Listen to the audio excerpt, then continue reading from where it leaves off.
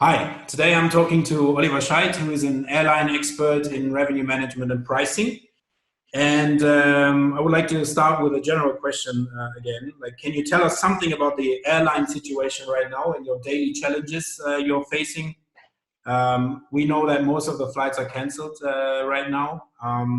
We've seen a slow restart this week, I think, no, last week already in Germany. Can you tell us something about the situation from an airliner's point of view? Yeah, hi, Yushi. Thank you very much for inviting me to that interview. It's a pleasure to be on your channel. Yeah, to become serious, I think personally that the most affected branch by this crisis, by this Corona crisis, is in fact the travel industry, touristic industry. And on top of that, of course, the airline industry, passenger airline industry, of course, cargo airlines are quite doing well. It is you can describe it like that. The complete business case of an airline, of a passenger airline, has become obsolete because nobody wants to travel as can travel, is forbidden to travel. So the whole baseline of this whole business concept is just gone away. The demand is down to zero. The revenue streams are down to zero. And that was in fact the heart, yeah, of course, of every business, but of the airline business, is that people are willing to travel, want to travel, do businesses at other parts of the world. And if those demand is becoming to an end, this immediately causes troubles for the business cases of those companies, especially the airlines.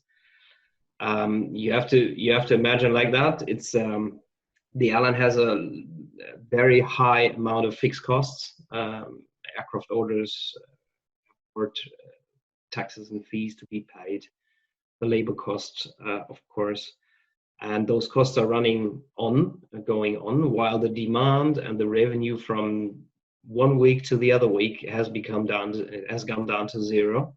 So this whole big ship of a fixed cost related company has an issue, has a problem, has challenges immediately within days. Yeah? And those companies now do very much depend on their liquidity, which they have, or possibly state-backed bank credits, new bank credits, to keep their businesses alive. And it's a race for of the fittest airlines, you can say, of those carriers who have been healthy in terms of economical questions in the past will survive the longest. And also, it's a very exciting questions. I guess you will come to that later. How and when demand is coming back, and to what extent. So very, very challenging for those businesses. Very, very high fixed costs, dependent on globalization, global business, global tourism. If that comes down, the companies, in fact, don't have their business model doesn't work anymore. Oh, that's crazy. I can imagine. I mean, it's really tough. And I mean, you're in the standby modus right now as well. And I can imagine that you have to, I don't know, think about new concepts and ways how to make flying, let's say a healthy matter again, like because everybody's insecure. All the travelers who are traveling right now are it's actually every time a pilot project because I mean everybody's talking about leaving the middle seat free, or how to work on the sanitation and the health concepts. I've received many email like newsletters from airlines this week with let's say, concepts of how to fly and give the traveler this secure feeling back, because that's what's being lost. I mean, I'm mainly working in the MICE business, and all the hotels have the same problem, because you really don't know how to handle, let's say, hundreds of people in a meeting room, and everybody's really insecure. And even if you talk to people on the streets, nobody really knows what's going on if you travel, like who's going to decide if you're allowed to board or not, for example. Is there any like sanitation concepts in general, or do you think that countries will decide? Like, let's say you have a flight, I don't know, let's make it Frankfurt, Tokyo, and the Japanese government says you have to do it like this. You as an airline say, no, I want to do it like this. Like, who's making the rules? And is there any general regulation, or will there be any general regulation right now? Well, I don't think there will be a general global rules set up for hygiene concepts. At the moment, as you can read in the news, I think all the governments are giving out different measures on how to enforce their hygiene methods, measuring your temperature when you're arriving at the airport, the obligation to wear masks. But of course, airlines also do have an interest in giving out certain rules. First of all, to protect their crews, but also give the customer, the passenger, the feeling that they are safe, while by giving out, for example, a mask regulation, or even handing out masks. So it's a give and take, but I think the trigger is coming from the governments right now, to establish those measures. Where not, and I've also seen that in a couple of countries, that they are handling it a little bit more liberal. Airlines do, of course, give out sanity regulations by themselves. And I think this will go on for a while, if not years. One have to say that airline traveling is still, it's my opinion, one of the cleanest way to travel, maybe besides your private car, but you don't reach out very far in a global scope, because of the in-air climatization, which generates a very fresh and very clean air. You have a very high standard and disciplined ways of airport handling. For example, you are queuing at the check-in. If you are queuing at the security lane, and there it is very easy to follow those measures, like the distancing and not too many persons at one point. And this is difficult at, for example, a train station. I don't know if they've established those measures at train stations, but in train stations, it is not as disciplined as, for example, in the airline procedures. This is, of course, airport processes have been more related to security, so they have more control points. You have to check in your luggage, etc. So it's more easy to keep the discipline in distancing at airports, in aircrafts. Many airlines already before the crisis had different boarding concepts, for example. This advantage can now be used to keep the distancing. Wearing masks, I think it's the same. It's really it's no question to wear masks, crew, the passengers, as you have to wear masks in the supermarkets or in your local train. It's become to a commodity, really. So I really think traveling with an aircraft is one of the safest way to travel, safer than trains or maybe coaches.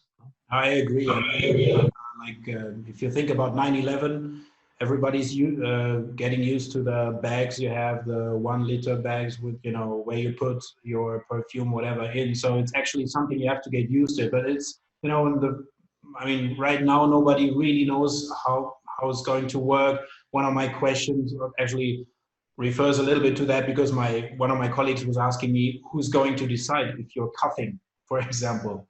You have a negative test maybe 3 days ago and you're coughing.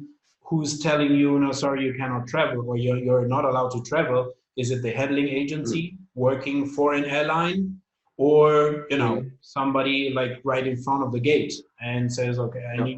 you're just going like, oh, I'm sorry, I didn't cough, you Mm, know, I'm fine or something. So this was one question actually coming up from one of my staff here. Yeah, I think it's going to be really difficult and challenging for all the airlines right now. I mean, mm. because you don't know, you have the data protection as well, so you cannot really say, that guy has COVID-19 or something. It's the same thing. So yeah, like who's deciding that, or do you know who's going to decide? Like, let's say somebody's coughing. Well, it's also given out by governments or the companies, those rules. For example, Vienna Airport, they are measuring your temperature upon arrival, upon departure. I don't know if they're doing that. First of all, I think the mask wearing obligation is the most important. And some airlines also do require a negative corona, so you have to prove that you're not infected by the virus. Some airlines will do that in countries where the numbers of infections are pretty high. So there's not a one rule. It's also very heterogeneous um, measures. I think once this, let's say, first wave of the infection globally has come down to a manageable or overseeable impact, I don't know when this will be, maybe in autumn, maybe in winter, there will be nobody who's deciding, yeah, you're coughing, you can't enter the plane, because this is very much, it can be something else, it can be asthma. But this is very much limiting your freedoms. I think at some point where you cannot distinguish what kind of infection you have, it is everybody's or the everybody's individual risk to travel. Like today or before the Corona crisis, we were traveling. You never know if somebody sitting next to you has a flu. The goal or the exit of this dilemma will definitely be the publication of a how do you call it, Impfstoff? Vaccine, yeah, correct. Yeah, Yeah, vaccine and some more medical safety, which everybody knows about. So this will be the final exit of this crisis. I think so. Before that, everybody has a risk of going outside your home door. You can just try to prevent from those risks by wearing masks, doing tests, show tests here and there. Social But so distancing. far, there's no general global rule on that. Yeah. I also do think in the future the industry will learn from this crisis right now. So there will be certain standards in the future to prevent higher impacts, like after 9/11, where those security measures have been tightened. Everybody was asking themselves, "Oh, how should we do that? And how is that work? How should that work? Nobody's entering the cockpit anymore and stuff like that." But in the end, I mean, the industry adjusted to it, and I think also in that crisis, after a while, and the airline business is really used to adapt security measures. After a while, there will be procedures and learned procedures So I don't think that there will be anyone who decides if you're coughing that you're not allowed to enter the plane. Maybe today or tomorrow in certain countries, if you don't show a certain certificate which proves that you are not infected. But this, I assume, next year this will fade out. Latest if you have a vaccine. Processes. Yeah, I totally agree. Yeah. Just going back a little bit to the MICE business, do you think that airlines allow, like, I don't know how it is right now, but like group bookings, or will there be like limitations? Like if you have, let's say, I don't know, 20 people traveling, or you want to do a 20 people booking, or does it affect some like of the booking processes, or would you say now it's only FIT travelers are okay to travel right now? We don't want any groups, or do you think it affects the booking process? I can't imagine it would, because airlines today, they're thankful for every customer who's willing to book. If it's a group or 10 individuals, doesn't matter. A group is a group. They have to keep distance, of course, at the airport, at the security points, but any airline would be grateful to accept large amounts people booking. It doesn't exclude the fact that they are able to keep any distance required. Okay, good. So I don't see the general impact on the demand is there, but there is no limitation on traveling together. Yeah, that's good to know. That's good to know. You've talked a little bit. In fact, you can say, I mean, the whole aircraft, the whole flight. I mean, let's assume the aircraft has 150 seats and you are fully booked. Yeah. It's a big group. So True. there's no. I don't assume there will be. Well, we'll give it a try, hopefully soon. So, you talked a little bit about the future already. I just wanted to ask you, like, about an outlook or forecast from your side. Some points you already mentioned. Like, I know it's super hard and actually not possible to answer this. But how do you see the next months? Next month will be difficult worldwide. It depends a little bit on the airline. If you're flying globally, or if you're flying continental or regional services. I really don't see. I mean, the demand will recover pretty slowly, because after this crisis, from a health point of view, there will be a big economical crisis just started, but it will last probably much longer than the health issue. I don't see a slow recovery from this demand impact. I assume next year we will see around 70% of the used demand pre-corona.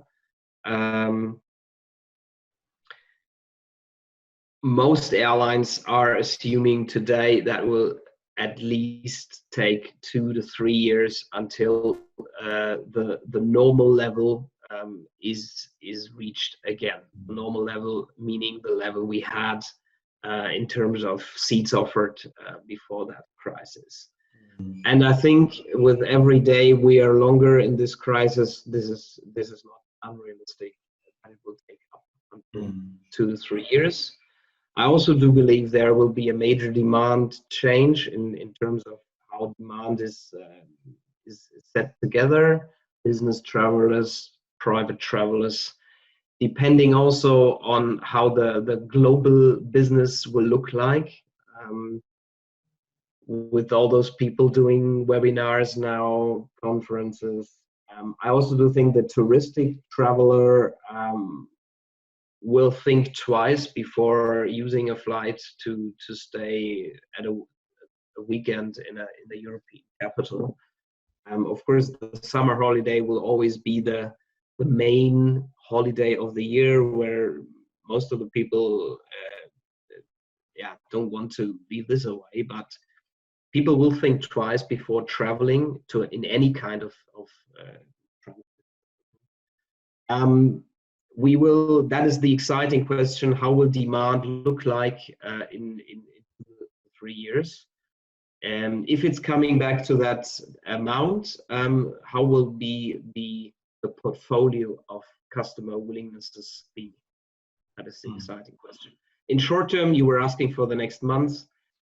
It will slowly recover, hand in hand with the infection waves in each country, in each continent. The lockdown measures being eased, demand will come back, but it's pretty slowly. Okay. It's pretty slow. Cool. Thank you so much for your time today. And it's been super interesting, and I'm sure that all of the people will agree. Thank you so much for your time. I know you're very busy these days, and I will see you pretty soon. Thank you very much for your time again. Thanks. Usually, no problem. Bye. Thank you. Bye. Bye. Bye.